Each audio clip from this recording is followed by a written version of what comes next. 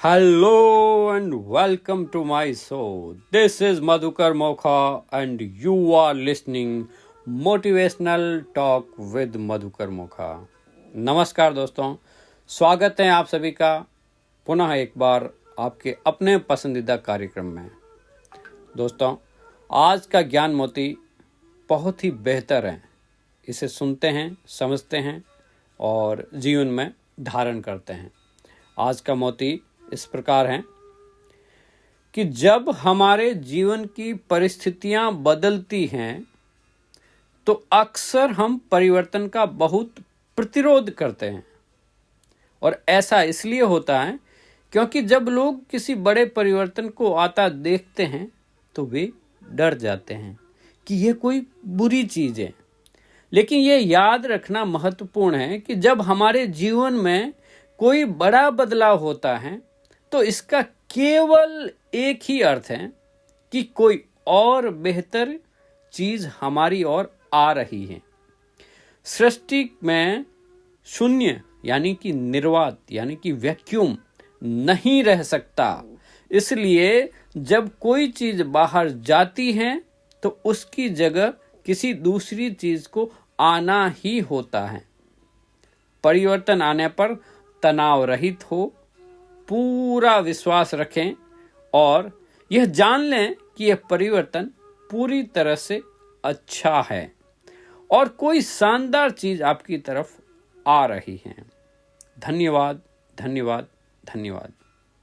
दोस्तों, यहाँ पे जो राइटर रांडा बर्न ने बहुत ही बेहतरीन तरीके से बताया है कि परिवर्तन जीवन का नियम है और यह हमारे कंट्रोल में भी नहीं है। तब जो भी परिवर्तन घटित हो रहा है हमारे जीवन में वह एक दिव्य योजना है, डिवाइन प्लान है परमात्मा का।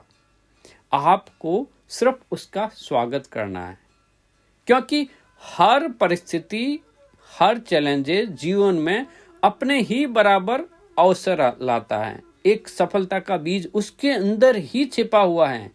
अपॉर्चुनिटीज उसके अंदर ही छुपी हुई हैं।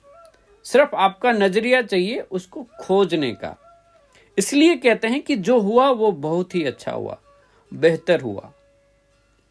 होने के बाद आपको उसको स्वीकार करना है, रेजिस्ट नहीं करना है। एक छोटी सी कहानी याद आई दोस्तों।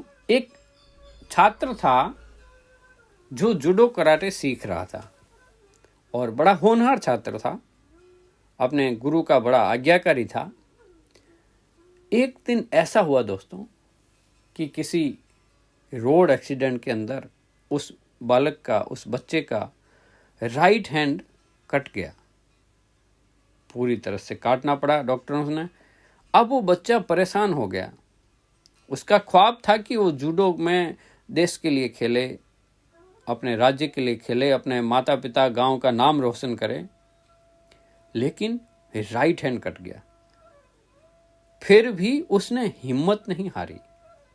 वो अपने गुरु के पास पुनः पहुंचा और बोला कि अब मैं क्या करूं गुरुजी, आप ही बताएं उपाय। तो उनके गुरु ने उनके अंदर जो हिम्मत, तो जो जज्बा देखा, जो परसिस्टेंस, ताकत देखी, लगन देखी, दृढ़ता देखी, तो उन्होंने उसके ऊपर फोकस किया। बोले आप तो जीत चुके हैं, आप कल से ही पुनः अभ्यास शुरू कीजिए। दोस्तों, उन गुरुजी ने उन्हें सिर्फ एक दांव पे प्रैक्टिस करवाई, एक खास दांव। हर रोज, हर दिन एक ही दांव पे, खास तरह के दांव के ऊपर प्रैक्टिस। फिर वो वक्त आया दोस्तों, वो बालक डिस्ट्रिक्ट में जीता, स्टेट में जीता और देश के लिए खेलना पड़ा। तब भी मुकाबला बड़ा कठिन था। सामने भी बहुत ही होनहार बालक, आमने सामने उसके 2 हाथ, इसका 1 हाथ। जब इसका हाथ कटा था तो ये बहुत ही परेशान हुआ था। परमात्मा के लिए या स्थितियों के लिए बड़े दोस्त दे रहा था। तो गुरुजी ने कहा था कि बेटा सही वक्त आने पर मैं बताऊंगा कि ये कैसे आप इसको, परिस्थितियों को अवसर में कैसे बदलते हैं। तो वो खेल चल रहा था दोस्तों, दोनों आमने सामने थे। एकदम बराबर कांटे की टक्कर हो रही थी। अब एक वक्त ऐसा आया कि उस दांव के अंदर उसने सामने विरोधी को पछाड़ कर वो जीत गया और खुशी के मारे फूला नहीं समाया। तब जाके वो अपने गुरुजी के पास पहुंचा और बोला, गुरुजी प्रणाम, आप बताइए कि आपने ऐसा क्या मुझे अंदर देखा था या क्या भरा, ये एक ही दांव आपने कैसे सिखाया मुझे, और उसकी वजह से ही मैं जीत गया। तो उनके गुरुजी ने उस बालक को पूरा रहस्य खोल के बताया कि बेटा, ये जो दांव जिसकी मैंने तुम्हें प्रैक्टिस करवाई थी, उसके लिए सामने जो विरोधी खिलाड़ी हैं उसको आपका दाहिना हाथ चाहिए ही चाहिए।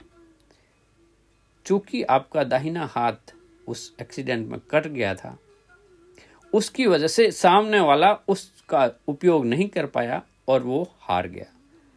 आपकी जीत का यही कारण था। तो दोस्तों, आपने देखा कि एक हाथ कट जाने के बाद भी जीवन आपको कैसे बेहतर तरीके से आगे ले जा सकता है। इसलिए परिस्थितियां चाहे कैसी भी हो, अगर हमारी स्व स्थिति अच्छी है तो हम परिस्थितियों के ऊपर विजय प्राप्त कर सकते हैं। इसके लिए लगन से लगातार अपने लक्ष्य की दिशा में बढ़ते रहें। जी हाँ दोस्तों, आज के लिए बस इतना ही।